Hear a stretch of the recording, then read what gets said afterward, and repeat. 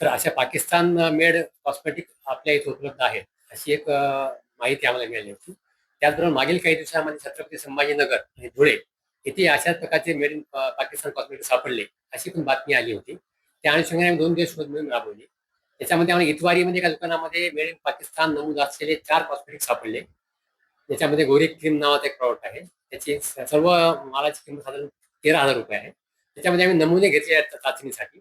ते नमुन्याची आपण लॅबला पाठवलं चाचणीसाठी आणि त्याचा रिपोर्ट आल्यानंतर मग आपल्याला नेमकं कळेल की त्यामध्ये काय नेमके घातक किती आहेत ते आपल्याला त्याच्यातून कळेल.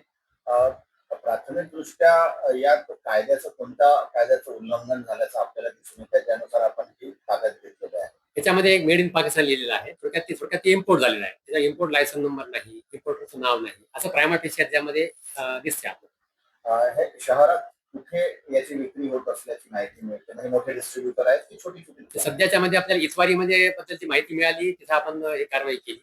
आता पुढे अजून कोणी त्यामध्ये इन्व्हॉल्व आहे, त्याच्या तो तपासाचा भाग आहे. तपास आपण चालू केलेला आहे. प्राथमिकदृष्ट्या हे कायदेशीररित्या अवैध आहे हे समोर आलेलं आहे. बरोबर बरोबर. आपण कुठले कुठले प्रोडक्ट्स यामध्ये ब्युटीमध्ये कोणते प्रोडक्ट्स?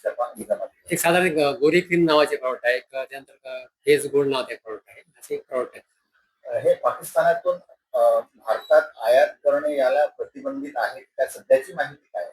आता त्याच्यामध्ये कसं आहे की जो इम्पोर्टसाठी कस्टम विभाग आहे, आपल्या केंद्र सरकारचा सीडीएस विभाग आहे, त्यांच्यासोबत आम्ही आता पत्रव्यवहार याची माहिती घेऊन नेमकं त्याबाबत अधिक खुलासा ते करू शकतो. सध्या आता काय परिस्थिती आणि तुम्ही काय आवाहन कराल?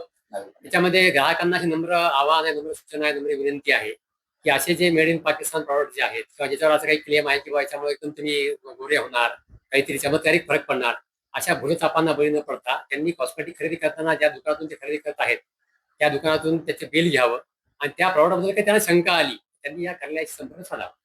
यापूर्वी अशा प्रकारचे प्रोडक्ट्स म्हणून काही अपाय झाल्याची माहिती आली आहे का समोर, किंवा यात काही घातक पदार्थ? आता तुम्ही सांगितलं रिसेंटलीच संभाजीनगर आणि रिसेंटली झालेलं आहे, त्यांचे अहवाल घालून घ्यायची बाकी असतील. अहवाल आल्यावरच कळेल. त्यांच्याशी आम्ही संपर्कामध्ये आहोत, नेमकं काय सापडलं आम्हाला. हे आणखी विभागातर्फे अशी कारवाई सुरू राहील? हो ना. आता ज्याचे नाव त्यामध्ये डिस्क्लोज होतील पुढे त्यांच्यावर कारवाई होईल.